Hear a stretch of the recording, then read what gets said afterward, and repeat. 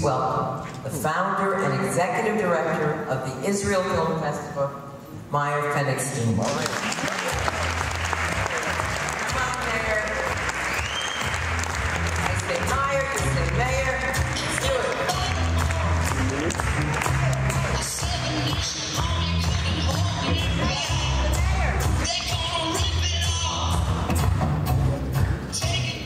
Thank you, Sunda, for that lovely introduction. My dear friends, I'm kind of shorter a little bit. My dear friends, sponsors, filmmakers, and distinguished guests, good evening and welcome to the 32nd Israel Film Festival. You should not miss this rare opportunity to hear those talented men and women share their work with you. This year, 42 films will be played at the Aria Fine Art Theaters in Beverly Hills, the Lemley Town Center 5 in Encino, and I'm very pleased to announce that for the first time, 4 of our films will be co-presented on Tuesday, November 13, at the Scareball Cultural Center in West LA. Thank you. As part of the special program titled Jewish Identity Through Israeli Films. On this occasion, we will present acclaimed director Uri Barabash with the 2018 IFF Artistic Achievement Award. Thank you. Some of those screenings are already sold out, so get your tickets while you can. We have come a long way in the past 32 years. In that first festival in Boston, we were screening 6 films in 4 days. After the first night's screening, I remember a doctor introduced himself and told me I should take an ad in the Boston Globe to get the word out. The Boston Globe is like the LA Times. And he offered to pay for it. Because of his generosity, with 5 sold-out screenings, 3,000 people came to the festival on our final day. His support encouraged me to continue the festival.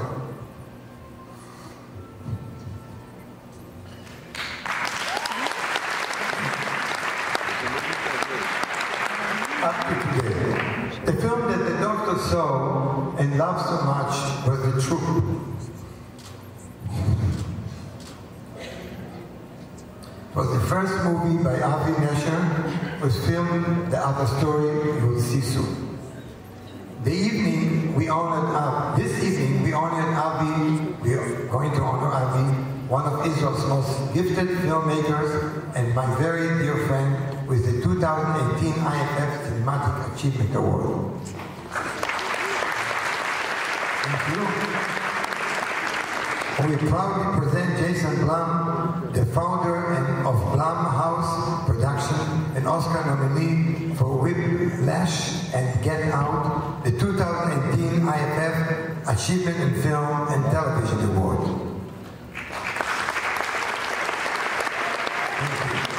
Tonight, you will join, as Consul General said, more than 1 million people who have seen 1,000 movies at the Israel Film Festival since the beginning. One dream that still grows. We have a very, very small team. To put this together is a magic.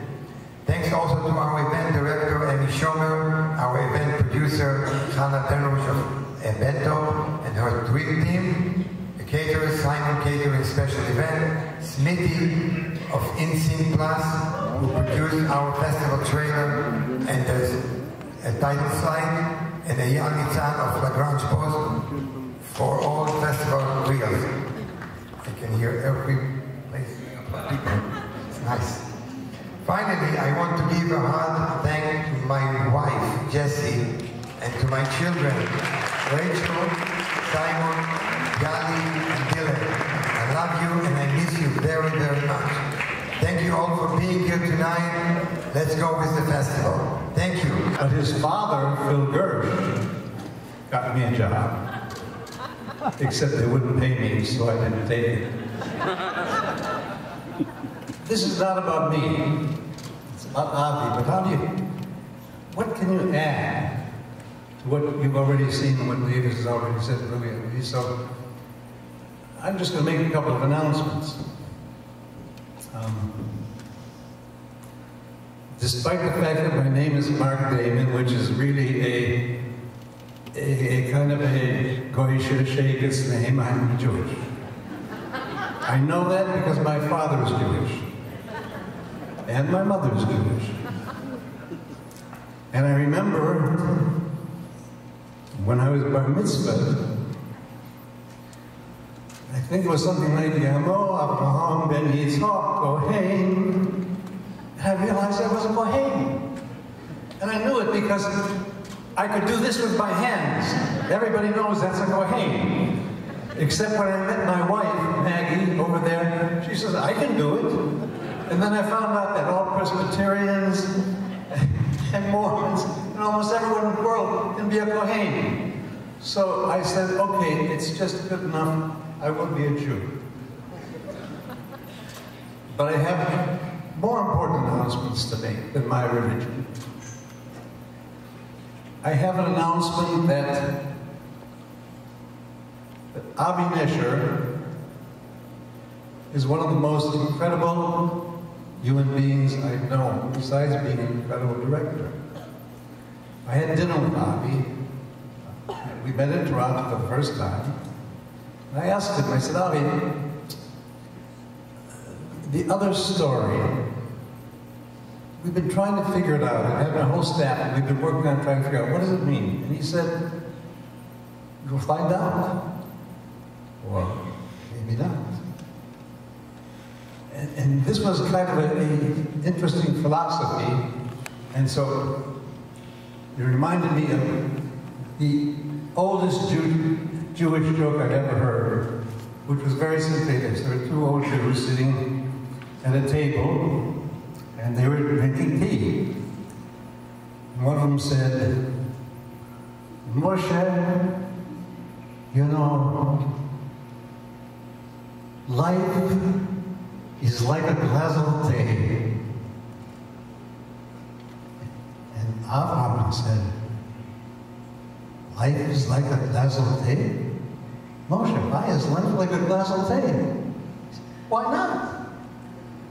And he said, that was the philosophy that I've been learning all of my life about Jews. Is the why not? Everything is possible.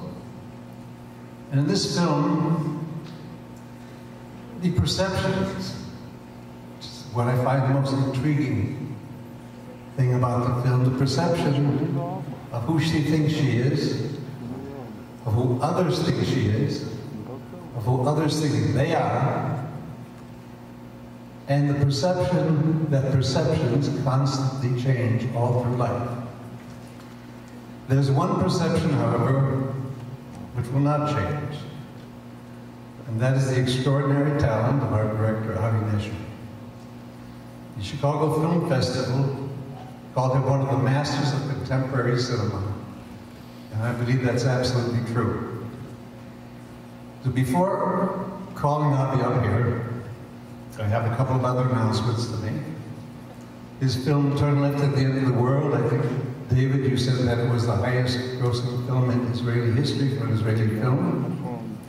I think that's been surpassed by The Other Story, which in a country of 8 million people, this is going to do $7 million box office, the all-time record for an Israeli film you're going to see here tonight.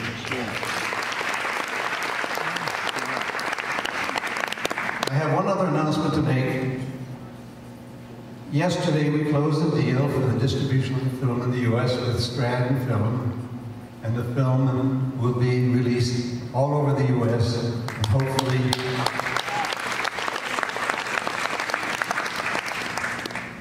will receive the kind of success that it had in its home country that it will have here in the U.S. and all over the world. I would like to invite up here Avi Lerner.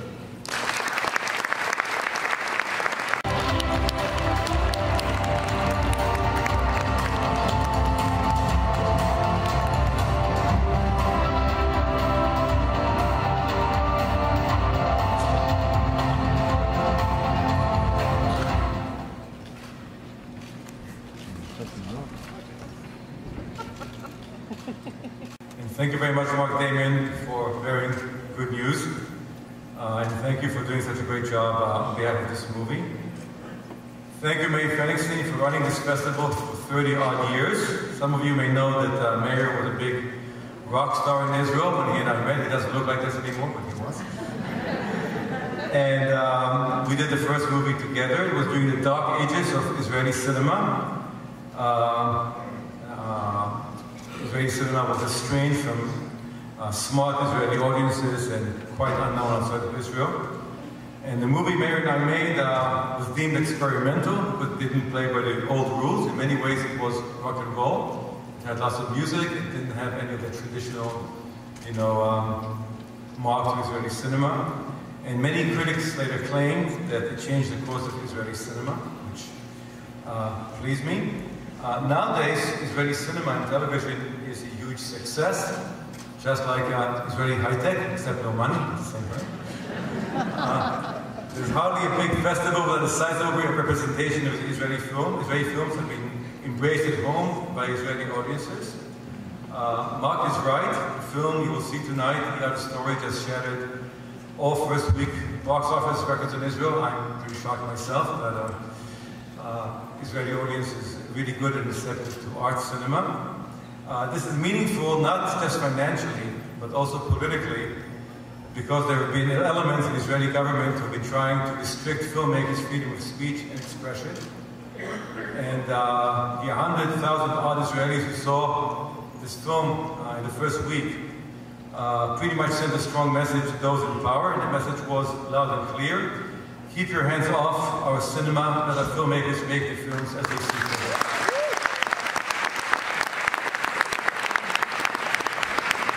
I think they heard the message because some of the nastier version of legislation seemed to have gone away. To be sure, Americans also have their issues with some of their own political leadership. I too am an American citizen. I too am worried about the state of affairs in this country. My parents were immigrants, twice, once to Israel, once to this country. And I've been observing with horror the hate mongering which has become the order of the day in this country, and my regrets sometimes in Israel as well. The film you will see tonight has a thing or two to say about those who cultivate fear of the other, and of course about our very own prejudice about the other. A comment I heard often from many of those thousands who saw the movie in Israel was, I really love the movie, but I also took it home and I made me think. Well, good, this is why we make movies. We hate getting up at 4 in the morning, so it makes it all worth it. And we make movies to entertain, but also to make people think. Again, I would very much like to thank you for your support and for coming here tonight to share us this festive evening, and to thank Mayor for this award. Mayor is really a great guy, and it means a lot. Thank you so much. With the show! Yes! Come on, let's sing some happy songs like La Isla Haifa. Are we ready to do this? Great, fantastic. Listen, the Israel Film Festival. May I speak, please? It's my turn, as my mother-in-law would say. Come back here, the sushi's coming back. All right, are we ready to have some fun? I can't hear you. I mean it, I can't hear you when I'm from Jersey. That's right. All right, then I'm going to finish. You know, I'm a little political too. Black hair matters. There you go. There you go. That's a joke. Listen, I'd like to continue. I'd like to continue. And there'll be no screaming. Welcome to the 32nd Israel Film Festival, the largest showcase of Israeli films in the United States. Mr. Jason Blum.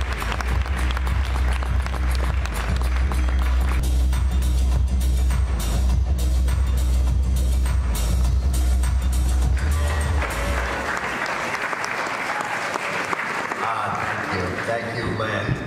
That was a great introduction. Thank you, Mayor Fenixstein, and everyone at the Israel Film Festival for this incredible tribute. I appreciate it. The great thing about this country is you can like Trump, but I don't have to. And you put me on the stage, and I can say how I feel about it. I don't like it. And you can boo all you want. That's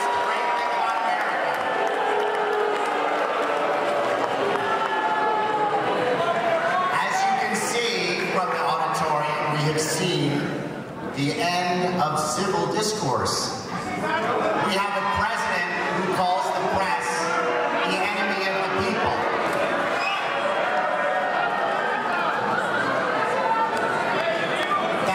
Thanks to our president, anti-Semitism is on the rise.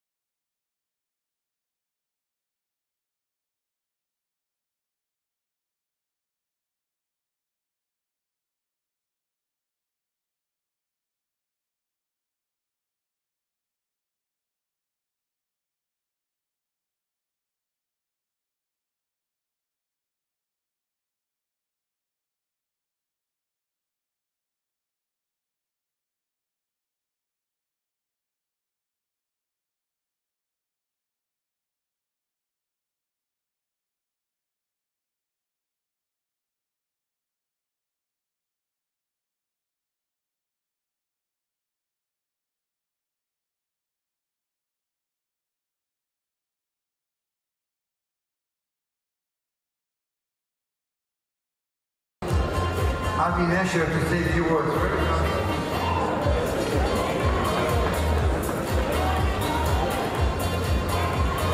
Avi? First of all, I would like to ask everyone to take a really deep breath. Okay? Everybody, just a really, really deep breath. You know, there's a great story about Oscar Hitchcock and Ingrid Bergman. She's very notorious. She could not get it right after 40 takes, and she started crying really badly. And Hitchcock came up to her and she said, "Don't cry, Ingrid, it's only a movie." Okay, so let's really calm down. And I will tell you a story that will set up this movie for you. I tend to do a lot of work with sound, subliminal sound, that acts like a Greek chorus to what goes on screen. It's very difficult to do. There's no such equipment in Israel, and we found in the UK this great mixer called Graham Daniel, who started out in Stanley Kubrick's sound department, and went on to do many of the Harry Potter movies. And we didn't have much money. We sent him the rough cut, he liked it, and he said he can give us 3 days. We said fine. Being Israelis, we stayed for 3 weeks. He wasn't too unhappy about it because he really liked the movie. I drove him really hard to get things just right. And on the very last day, we had lunch, and he looked at me and he said, "Avi, you really remind me of Stanley Kubrick." And I was very flattered, and being Israeli, of course, I couldn't let it go. So I said, "Really, Graham? In what way do I remind you of Stanley Kubrick?" He looked at me and he said, "You guys are both a pain in the ass." So it's a role of artists to be a pain in the ass. I mean, we aim to entertain, and we also need to bring up questions. And sometimes people like what we say, and sometimes we don't. I like to think that what we say is always respected, whether people agree with us or not. The movie we'll see tonight is about disagreement and the way we need to deal with opinions which are not our own. In Israel, it's been embraced, and I hope you embrace it too. Thank you very much for coming, and have a good time.